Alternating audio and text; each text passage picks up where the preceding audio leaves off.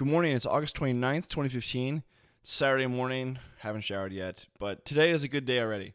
So, lots of things. I was watching this video, link, about working at Bell Labs by one of the guys that wrote K&R. This is K. If you're not familiar, it's a book on the C programming language, which is like super foundational to like just modern computing in general. Really big deal. Anyway, he was talking about what it was like to work at Bell Labs, which is where he worked where C was invented and Unix and all kinds of things.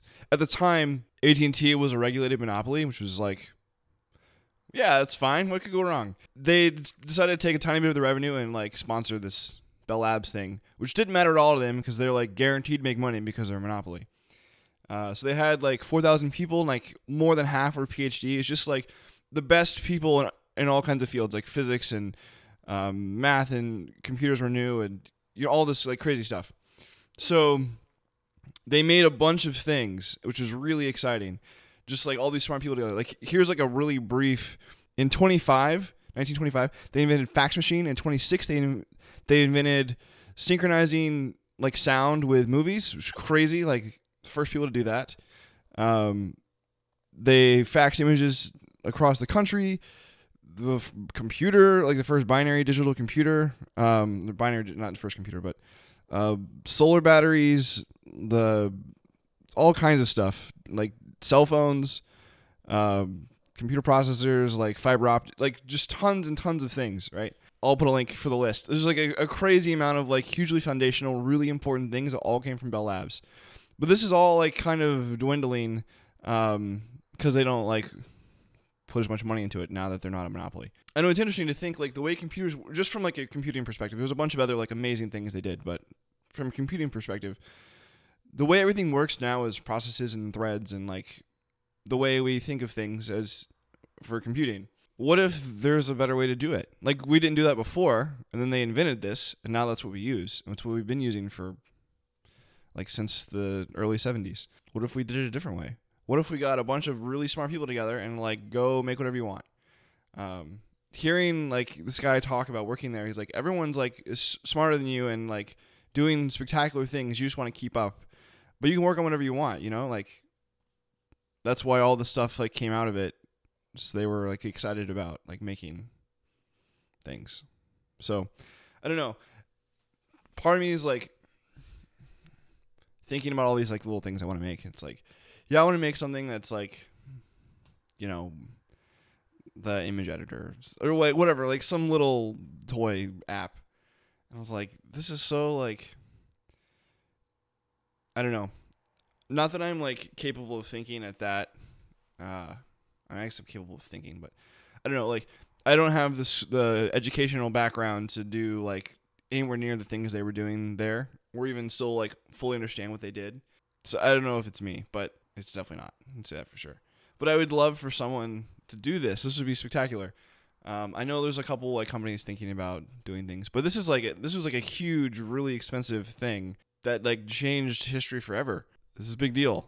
All the stuff they made.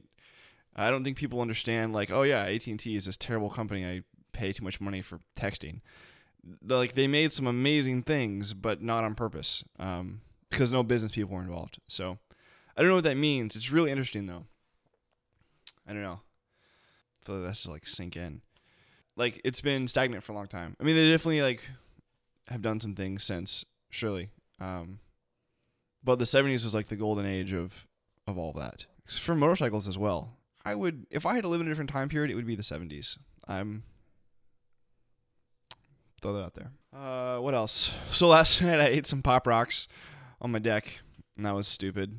And drank a Coke while I did it. I thought it was supposed to explode. Didn't do it. Yeah, I don't know. Going to look at motorcycles today.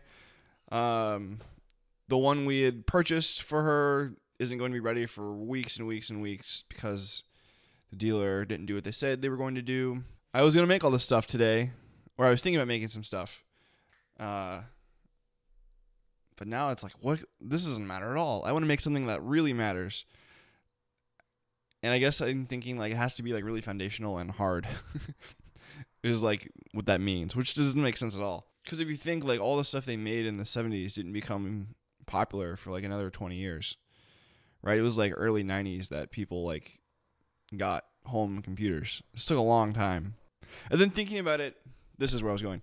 Thinking about it more high level, because they're making like, the guy is like, yeah, when we wrote the C compiler, we wrote it C code on paper and then translated it by hand into binary or into assembly, which is crazy. Like, I don't want to do that low level of things. I want to like build stuff people use. Affecting how everyone builds things isn't necessarily, I don't know, that's cool too. But anyway, that aside, I was reading a thing, I'll put a link, about Brett Victor, which if you're not familiar with his videos or like this guy in general, he is spectacular. Like really innovative, like user interaction things. Like he's a master. Yeah, there's a story of when he started at Apple, and he's like walked in his first day, and there's an iPad on his desk, and they're like, figure out what you should do with this. The iPhone had been out for like a couple months. There's no app store yet. It's like brand new.